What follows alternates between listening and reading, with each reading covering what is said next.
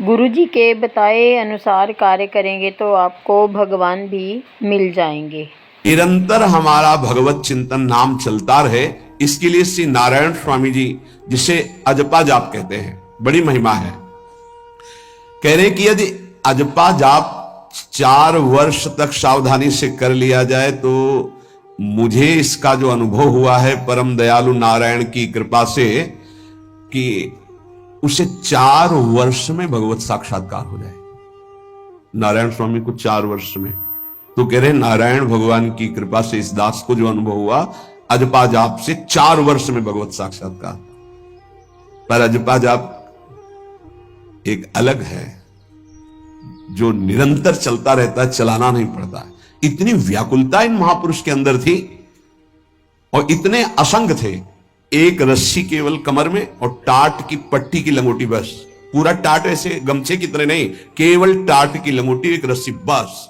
पूरे जीवन में गर्मी सर्दी बरसात, और व्याकुलता इतनी थी कि प्राण त्यागने के लिए तैयार थे कि मुझे कोई सदगुरु मिले। जब देखा कि उनके अनुकूल भाव नहीं बैठ रहा है तो हिमालय में पहाड़ी पे चढ़ के गिरने ही वाले थे अपने शरीर को नष्ट करने। कितनी बड़ी मुमुक्षुता। उसी समय पीछे से किसी ने पकड़ा और कहा, मंत्र ही तो चाहते हो ना, नारायण नारायण नारायण, यही जपो, असंग रहो, असंग रहो, नारायण नारायण जपो। वो औरों की असंगता की बात जाने दो, शरीर से भी असंग हो गए। वो कह रहे कि 4 वर्ष में अजपा जाप से मेरे स्वामी नारायण की कृपा से इस गुलाम को भगवत साक्षात्कार हुआ। पहला जो दर्शन हुआ, इससे पता चलता फिर आगे दर्शन होते रहे। पीछे छम छम की आवाज आई। अचानक वो इतना आकर्षण था कि मैं मुड़ा, देखा वो विमान की छोटी छोटी घंटियां बज रही थी। 4 पार्षद जो भगवान नारायण के आसपास थे और बीच में भगवान नारायण विराजमान थे। विमान नीचे उतरा, जो ही हमने देखा साष्टांग दंडवत किया, निहाल हो गए। मेरे स्वामी नारायण, जो नाम जप करोगे भगवान वही रूप का अनुभव कराएंगे। उन्होंने कहा, अब तुम्हारा जीवन कर्तव्य पूर्ण हो गया, अब तुम्हारे लिए कोई कर्तव्य नहीं। बद्रिकाश्रम चले जाओ और वहां बस मेरा भजन करते रहो, तुम्हारा काम पूरा हो चुका है। इस साधन से मैं कृतकृत्य हो गया, अजपा जाप से। ये अजपा जाप सब कोई कर सकता है, पर इसमें ये नियम है, वाणी से सत्य बोलना।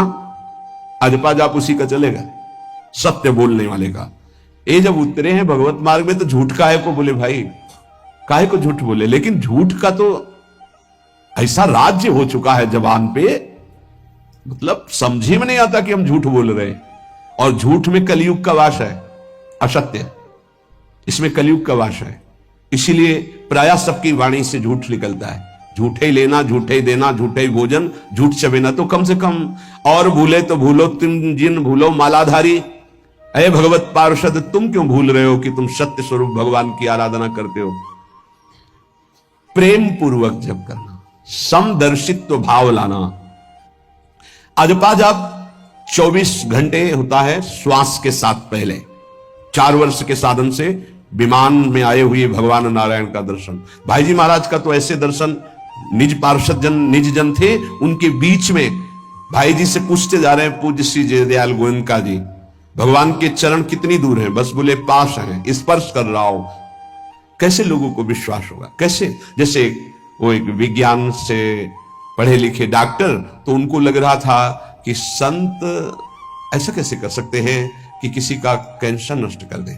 जैसे उनको लग, पूज्य राधा बाबा के प्रारब्ध को भाई जी ने अपने शरीर पर लिया। देखो, नाटक करना अलग बात है, सिद्ध संत जन करुणामय होते हैं। कल फिर बताया था, उन्होंने अपने प्रारब्ध जो भजन साधन से एकत्रित किया हुआ उनको दिया, प्रारब्ध अपने ऊपर ले लिया, अपनी टांग कटा ली उनका कैंसर। भाई जी अस्पताल में भर्ती रहे राधा बाबा की प्रारब्ध को लेकर के। इन संतों की महान उदारता और महिमा को कैसे कोई जानेगा। ये अजपा जाप में बड़ी सामर्थ्य है। इसमें क्या होता है कि जपना नहीं होता है, पर यहां तक पहुंचना कठिन है।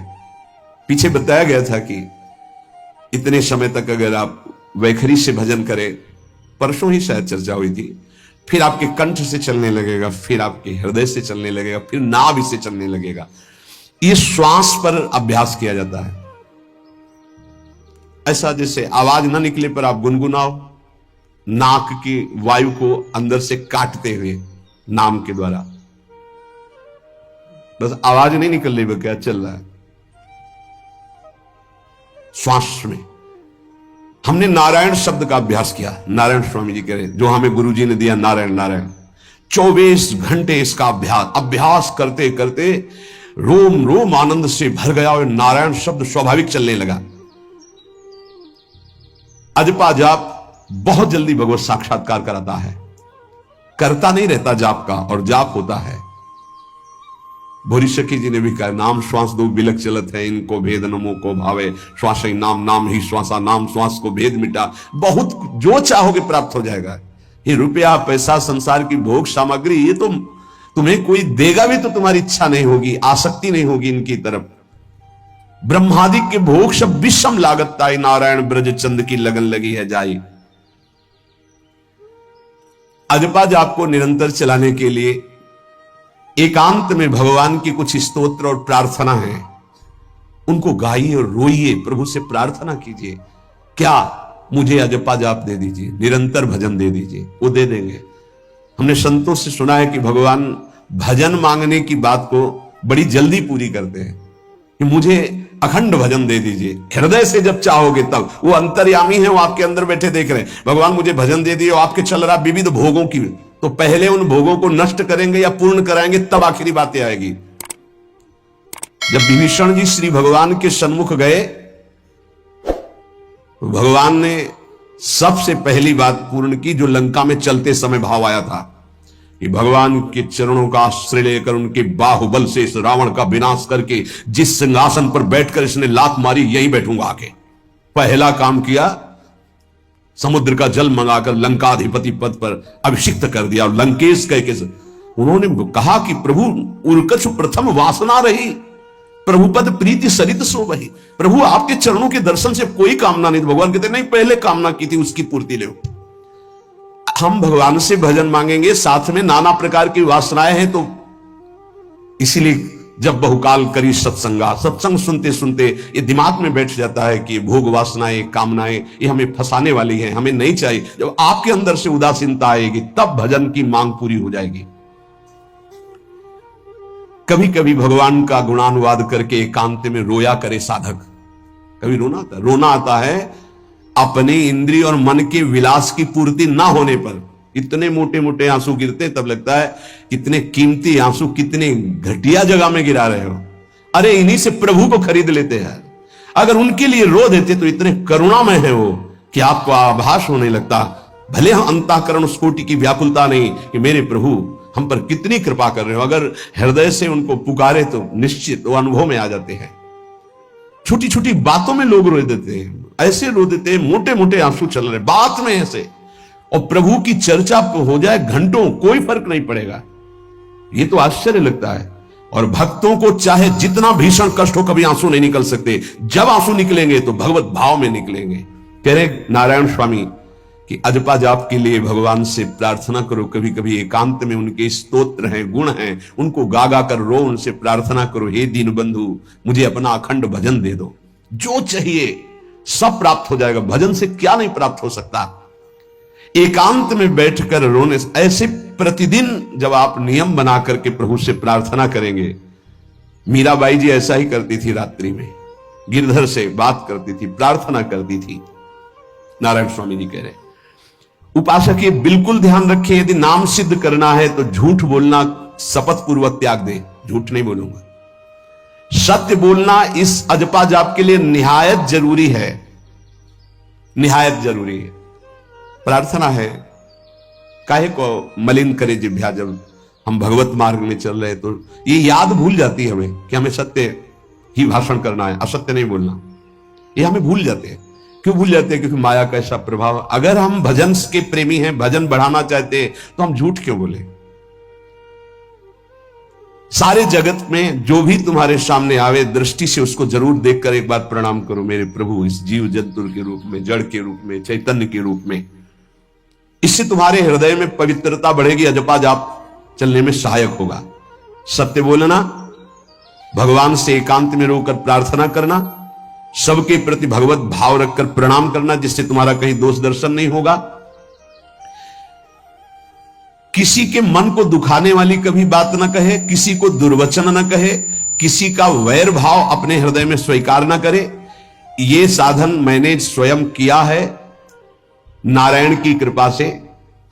इस दास को वेदांत का भी पूरा ज्ञान है और भक्ति मार्ग का भी, दोनों का आखिरी भाव समदर्शिता है, चाहे भक्ति से चाहे ज्ञान से। सब में ब्रह्म देखना, सब में वासुदेव देखना, सब में इष्ट देखना। भक्ति विषय में भजन और ज्ञान विषय में नारायण, ये दोनों बात भक्त में होनी चाहिए। भक्ति का प्रथम और अंतिम विश्राम भजन, हर समय भजन चलना, और आंतरिक ज्ञान का विषय सब में हमारे इष्ट देव। ये दो बातें जरूर होनी चाहिए परिपक्व भजनानंदी होने के लिए। अगर भगवान की प्राप्ति करनी है तो ये दो बातें बड़ी जोर की है, भजन निरंतर और जिसके भी सानिध्य में आए उसमें भगवत भाव करना। मेरे नारायण ने मुझसे कहा, वो फरमाया कि उनके पीछे पीछे मैं चलता हूं जो मेरे ऐसे भजन करने वाले भक्त होते हैं। और श्री कृष्णचंद्र जी ने दयालुता में भागवत में कहा, अनुब्रजा में हम नित्यम पुयत्यंगुरेण भी। मुझे बहुत रोना आता है बात सुनकर के कि दास की चरण रज के लिए स्वामी पीछे पीछे डोलता है। किस भक्त के पीछे? जो दो बातें यहां कही, जो निरंतर नाम जप करता है और सब में भगवत भाव रखता है। तो भगवान नारायण ने नारायण स्वामी से कहा कि मैं उसके पीछे पीछे डोलता हूं कि उसकी चरण रज मेरे ऊपर पड़ जाए। और भगवान श्री कृष्णचंद्र जी ने कहा, निरपेक्षम मुनिम शांतम निर्वैरम समदर्शनम। निरपेक्ष जो किसी की अपेक्षा नहीं रखते, किसी से कोई संबंध नहीं, स्वार्थ का। मुनिम जो निरंतर मंत्र का, नाम का मनन करते रहते हैं। शांतम हर द्वंद्व की प्रहार स्थिति में वो शांत रहते, विचलित नहीं होते। निर्वैरम कोई उनसे वैर करे तो भी वो उससे वैर नहीं करते। और समदर्शी सब में अपने इष्ट को देखते।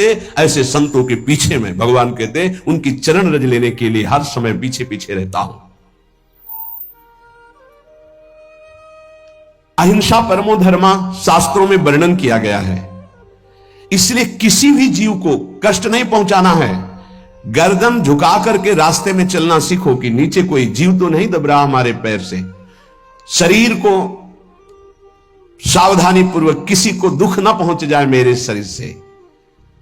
वाणी को संभाल कर, किसी के हृदय में बाघ बाण ना लग जाए, वाणी का बाण ना लग जाए। बाहर का प्रहार तो सहा जाता है, लेकिन जब हृदय में शब्द चुभता है वचनों का, ये बाण खरकता रहता है। किसी भी जीव को कभी मारना नहीं, वो तुम्हें नुकसान नहीं पहुंचाएगा। गीता वाटिका में सांप निकला, फण वाला कुबरा। राधा बाबा ने कहा, देखो अभी केवल हमने देखा है, अगर और लोग देखेंगे तो आपको पीड़ा पहुंचा सकते हैं। इसलिए एक लकड़ी उठाई और कहा, मैं रास्ता बना रहा हूं, आप इधर से चले जाओ। ऐसे किया सांप ने। सब में भगवान है। अगर हम भगवत भाव करते हैं तो निश्चित वहां से कोई विरोध नहीं होगा। जब हम भगवत भाव करते तो सर्वात्मा भगवान वहां विराजमान, कैसे आक्रमण करेंगे? जैसे रत्नावती जी के लिए माधव सिंह ने जंगली शेर पिंजड़े में बंधवा कर वहां लाए और ऊपर से बालकनी से पिंजड़े का ऐसे खींच दिया गया, शेर बाहर निकला दहाड़ता हुआ। और वो पूजा में थी ठाकुर जी के, संतशाला में बहुत से संत विराजमान थे। दासी ने कहा, महारानी सावधान, सिंह। आरती करने जा रही थी, मुड़ी और कहा, नहीं सिंह नहीं, नृसिंह, हमारे भगवान नृसिंह देव पधारे। और थाल लेकर मुड़ी तो जैसे सीधी गाय ऐसे खड़े हो गए। तिलक लगाया, आरती की, प्रणाम किया। सिंह घूमा और छलांग मारी ऊपर, जो बालकनी में राजा के पार्षद उसको बंदी बना करके लाए, साहब को फाड़ और जंगल में। किसी संत को, रत्नावती जी को या किसी को वहां कोई क्षति नहीं, लेकिन जो उनकी क्षति के लिए लाए थे उनके लिए वो सिंह, इनके लिए वो भगवान नरसिंह। यथा योग्य दूसरे की सहायता करना, ये अपने भजन को बढ़ाने के लिए अत्यंत आवश्यक है। नारायण स्वामी जी कहते हैं साधु क्या सहायता करेगा, मान लो जो अकिंचन है वो क्या सहायता करेगा। तो विद्या दान सबसे बड़ा दान है।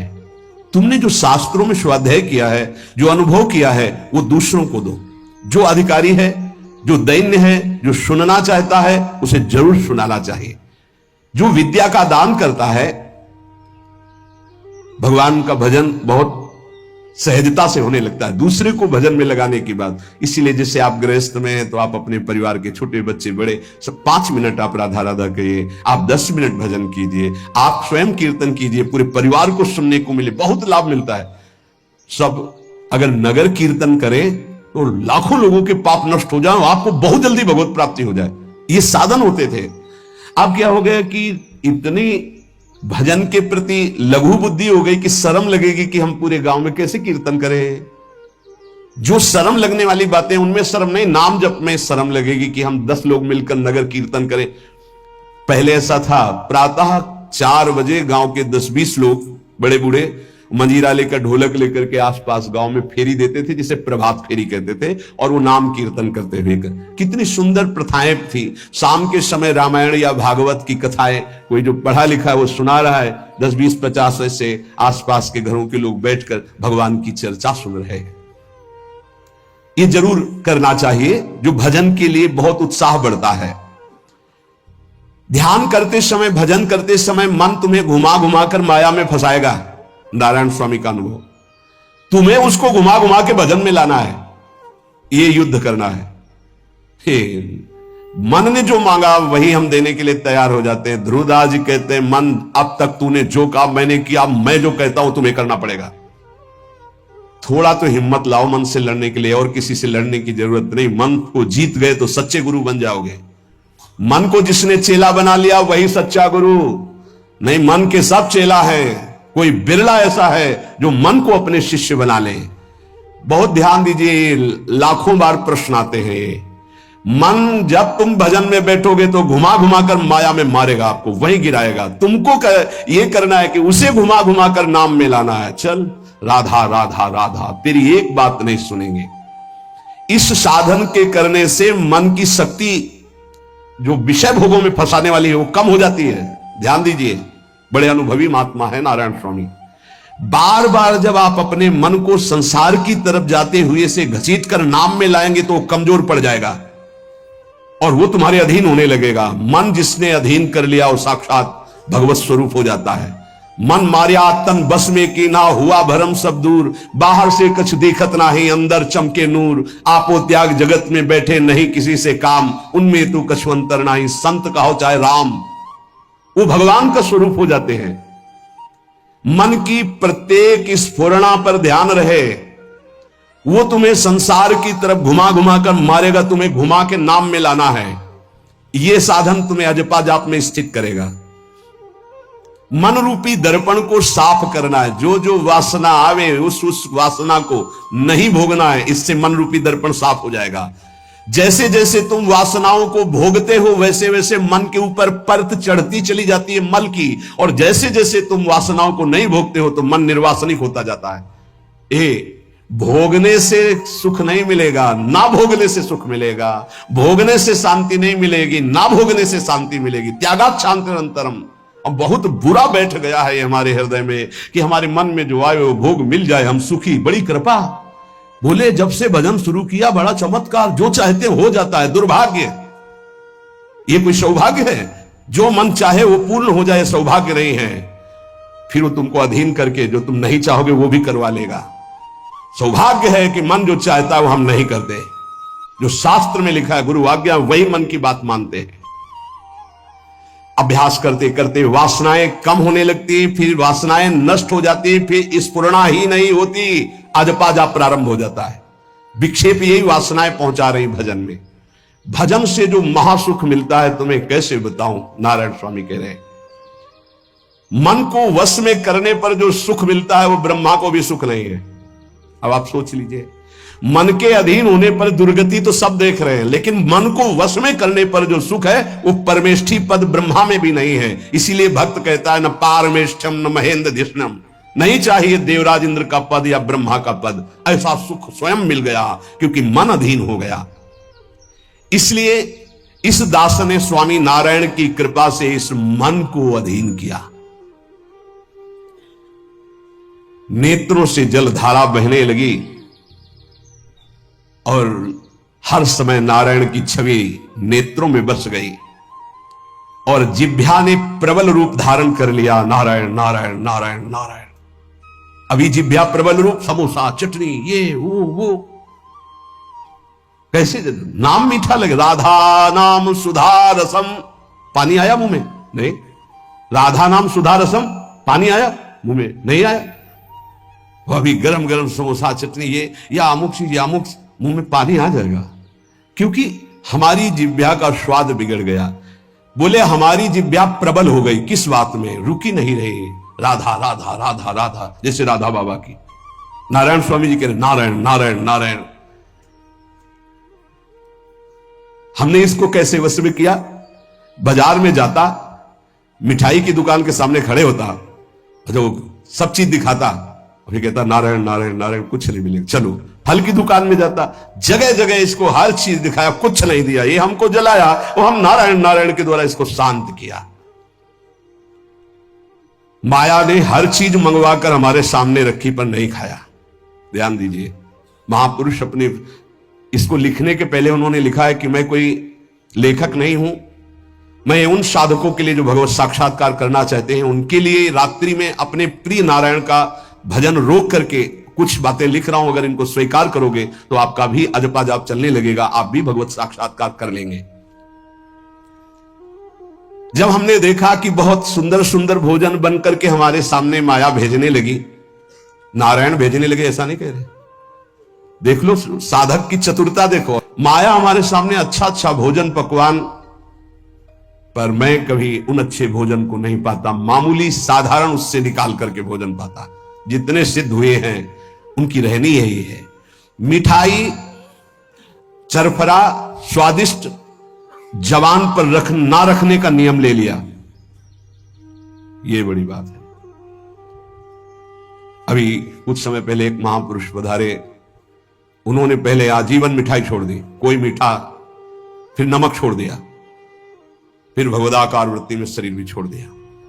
क्या महापुरुषों ने पाया है कि हम प्राण और शरीरों को इस सब कुछ समझते। पहले ही बता दिया था 3 दिन पहले कि अमुक समय में शरीर छूटेगा, और हंसते खेलते सबके सामने शरीर समाधिस्थ होकर छोड़ दिया। राधे राधे दोस्तों, अगर आप चाहें तो आपको भी ऐसे ही दुर्लभ दर्शन हो सकते हैं भगवान के, तो ऐसी वीडियोस के लिए सब्सक्राइब करें।